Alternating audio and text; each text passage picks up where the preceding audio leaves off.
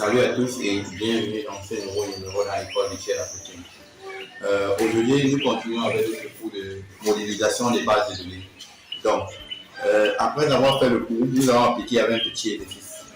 Donc, la dernière fois, nous avons vu comment concevoir un modèle conceptuel de données. Il serait question pour nous aujourd'hui de partir d'un modèle conceptuel de données et arriver au modèle logique de données dans le but d'implémenter la base de données dans un SDB. Ok, donc, soit le MCD suivant. Donc, c'est un MCD qui est constitué de 3 entités et de 2 associations. Il est question pour nous de donner quel sera le modèle logique associé à cela. Donc, avant de commencer l'exercice proprement dit, je vais commencer d'abord par quelques terminologies. Par exemple, ici dans le modèle conceptuel de données, on parle de quoi? Entité, association. Ici, on parle d'identifiant, on parle de quoi? De propriété. Parallèlement, dans le modèle logique de données, nous aurons d'abord quoi? Les différentes entités doivent se transformer en relations. Nous aurons les notions de relations.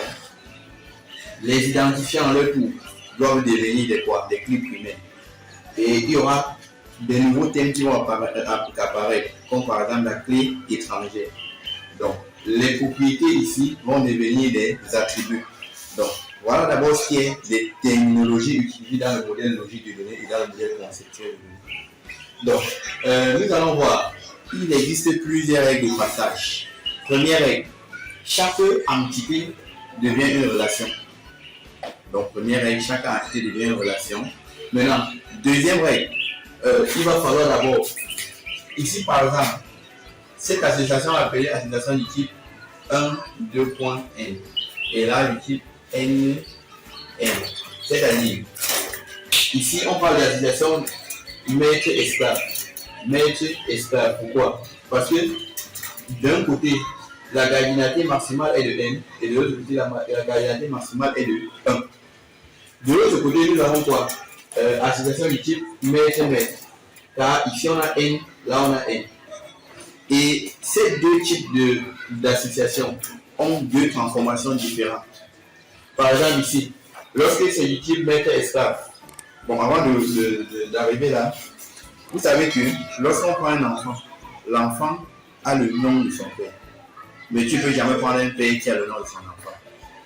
Donc, c'est pour cela que lorsqu'on va transformer ceci, cette association doit disparaître. Ainsi, la clé du maître, client est l'entité maître. Sa clé doit migrer vers l'esclave. Et lorsqu'on a du type plusieurs, qu'on a deux maîtres qui s'affrontent, bon, personne ne veut être dominé. Ce qui se passe, c'est quoi? Cette association doit devenir une relation. Et généralement, la clé de cette relation serait une concaténation des clés des deux autres types. Donc voilà de façon théorique, d'abord ce qu'il est question de faire. Maintenant, nous allons essayer de faire. Cela voudrait dire quoi? Avec ce modèle, nous aurons 4 relations. Nous aurons d'abord quoi? Client.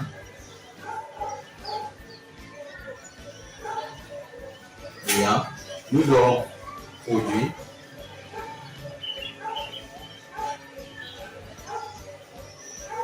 Nous aurons fournisseur.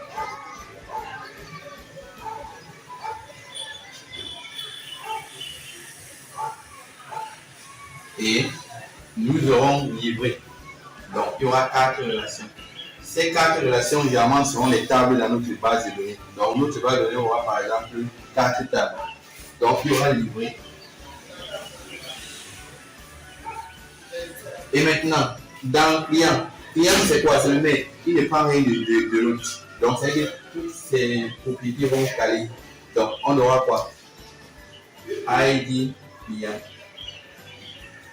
qui doit caler. Nous aurons non-pli qui doit caler.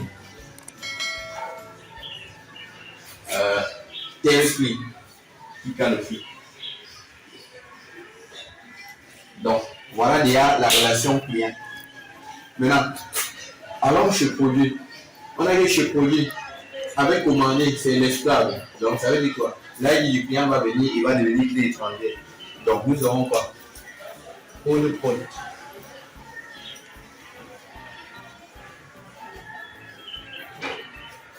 Désignation.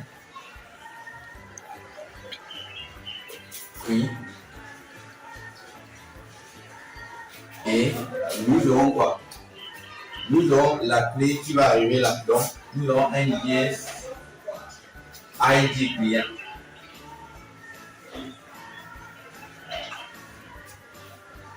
Maintenant, nous avons fournisseur.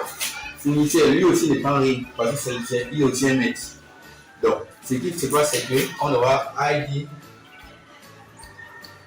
full, non full,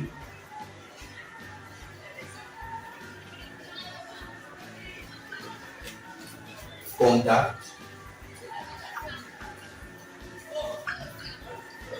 et BIN. Maintenant, la dernière relation serait quoi? Livré, qui est une association qui réunit produit et fournisseur. Donc, nous aurons quoi? Livré, code.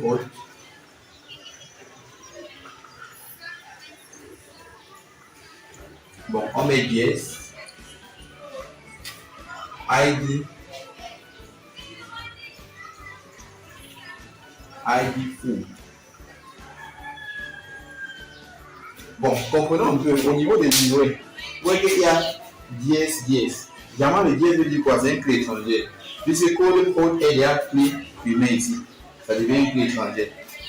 ID full est clé primée ici et devient une clé étrangère. Cela voudrait dire quoi? Prenant individuellement sont les clés étrangères, mais prenant les deux ensemble, ça forme la clé primaire du livret. Donc, voilà ici le modèle logique ou le modèle relationnel